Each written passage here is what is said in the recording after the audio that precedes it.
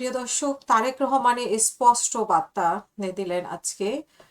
VIP মুভমেন্টে জনদুর্ভোগ এড়াতে আইজিপিকে কড়া বার্তা দিলেন প্রধানমন্ত্রী তারেক রহমান। তিনি বলছেন যে নবনির্বাচিত প্রধানমন্ত্রী তারেক রহমান তার চলাচলের সময় সড়কে জনসাধারণের যাতায়াতে যেন দুর্ভোগ না হয় সেই বিষয়ে পুলিশের মহাপরিদর্শক বাহারুল আলমকে কঠোর নির্দেশনা দিয়েছেন।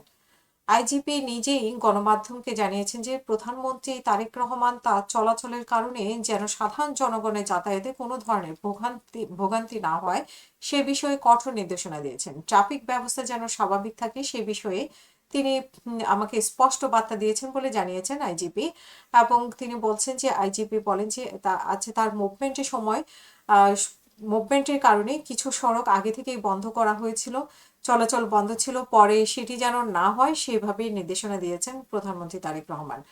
আজকে বুধবার নতুন সরকারের প্রথম দিবস উপলক্ষে কর্মদিবস উপলক্ষে এই দিন ঢাকা মহানগর জুড়ে সড়কে সড়কে লক্ষ্য করা গেছে যে ট্রাফিক পুলিশের ব্যাপক তৎপরতা এবং রাজধানীর ব্যস্ত মোড়গুলোতে বাড়তি সতর্কতার সঙ্গে দায়িত্ব পালন করতে দেখা যায় ট্রাফিক পুলিশ সদস্যদেরকে।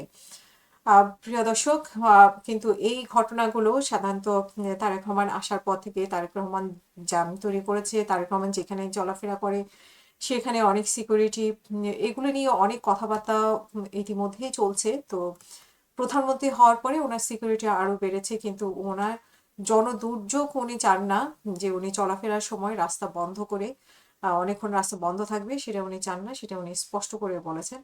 আমরা দেখা যাক যে নতুন নতুন সবকিছুই খুব ভালো লাগে, কিন্তু এগুলো শেষ পর্যন্ত উনি এবং উনি যাদেরকে নির্দেশ দিচ্ছেন আদেশ দিচ্ছেন তারা পালন করে কিনা সেটাই দেখার বিষয়।